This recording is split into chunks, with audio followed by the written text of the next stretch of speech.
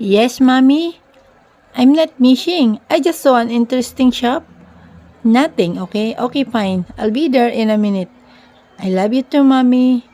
Ibinalik niya sa bulsa ng kanyang polo ang cellphone at tandang bumaba mula sa kinaupuan. I guess I have to go. Thanks for the great ice cream, Mr. Chocolate Chip. Why didn't you tell her you're here? Need a ride? No thanks. I'm with my driver, you know. You know what, Mr. Chocolate Chip?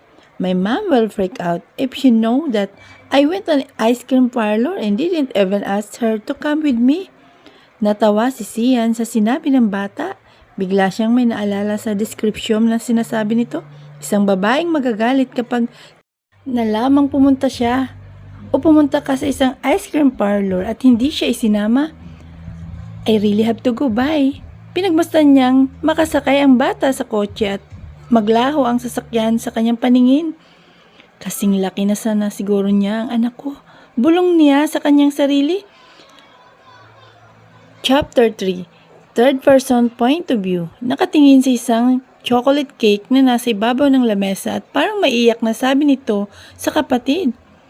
I wanna eat it. He glared at his twin brother. No, you can't. Mommy told us not to eat sweets at night. Stop being such stubborn kid. Santi, tumalikod ito sa kapatid at tumakyat ng hagdan pero dumungaw ito saglit sa baba. Don't dare touch that, okay? Yes, kuya.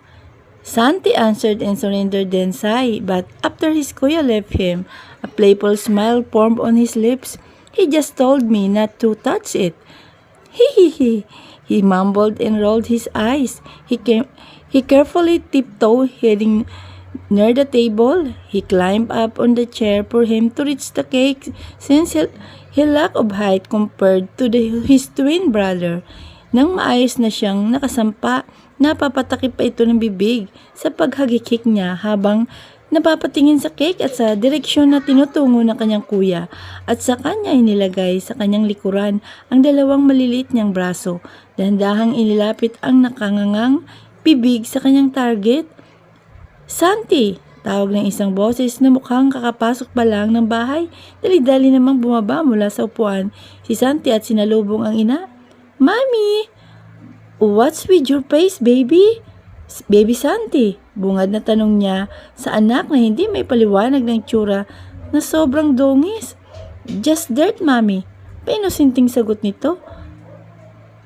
What did I tell you before? Never say lies and always say the truth, mami. Nakayukong pagdurugtong ito sa sinabi ng ina. Good. Now tell me what you did while I was gone. Nakapamewang na tanong nito sa anak. I ate sweets, even kuya told me not to. Pag-amin pa nito, he keeps on pouting his lips while nervously waiting for his mom's response. Oh, my baby is so cute. Mabilis na nagtaas ng ulo ang bata kasabay ng pamimilog ng mga mata nitong singkit. You're not angry with me, mommy?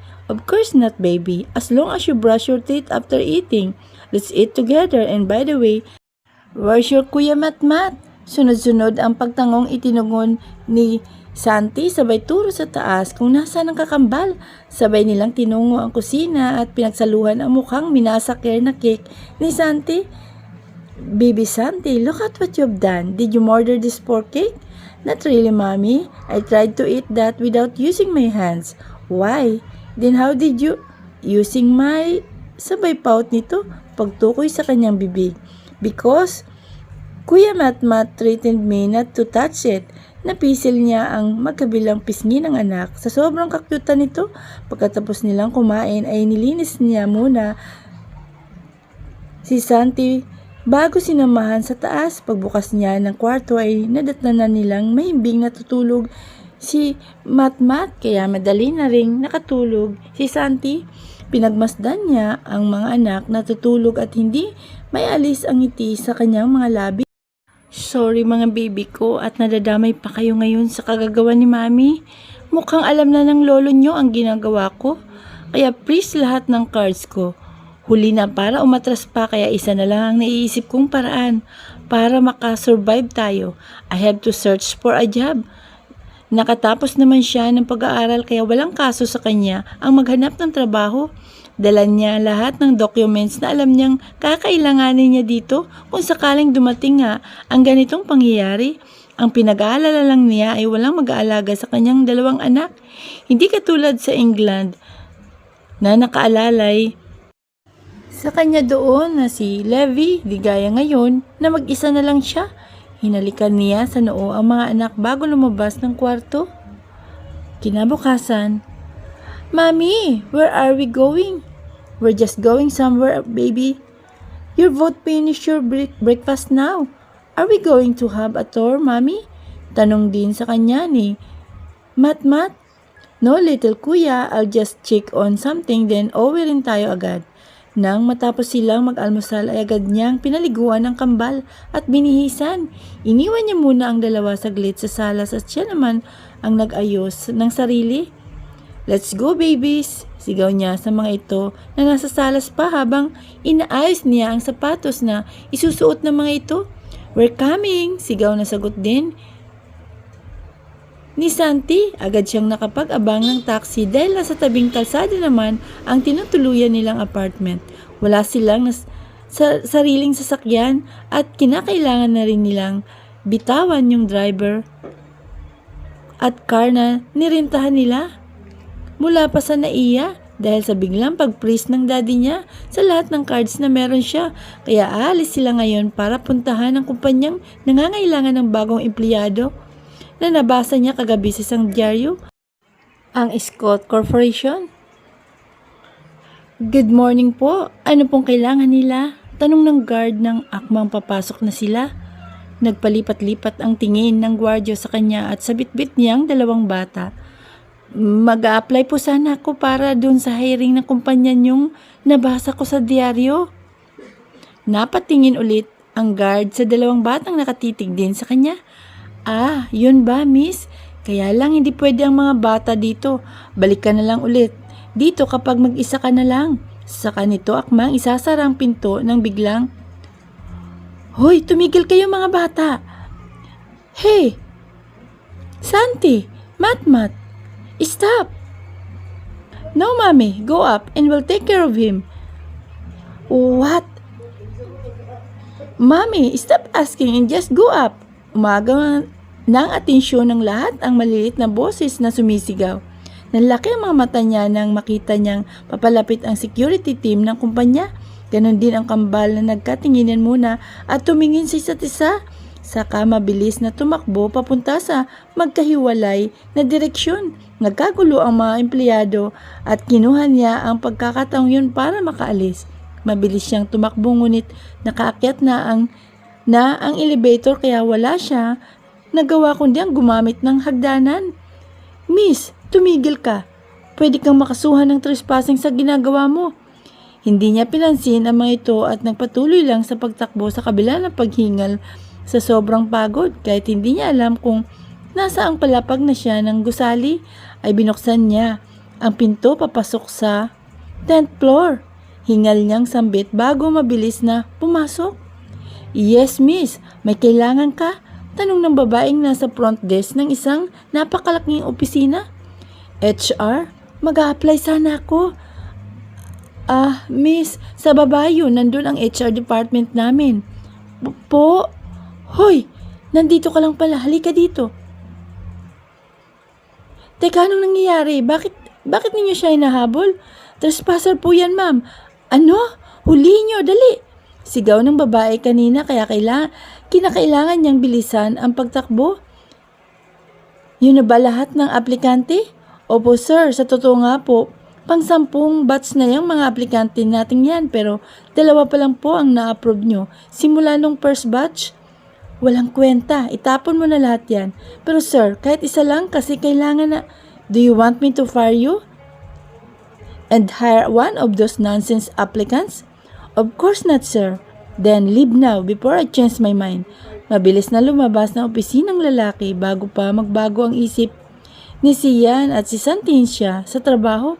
He turned his swivel chair around and reviewed the paper he is holding. Seryoso itong nagbabasa ng mga papeles nang biglang isang malakas na puwersa ang bumukas sa kanyang pintuan, dahilan upang magkunot ang noo niya at maglukot ang mga papel na kanyang hawak-hawak.